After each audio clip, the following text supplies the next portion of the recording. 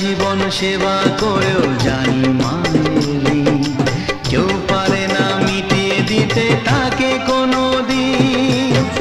তোমারই আশীর্বাদে জীবনের প্রতি পদে যেন আমি রাখতে পারি তোমারই সুনাম মা, ও মা।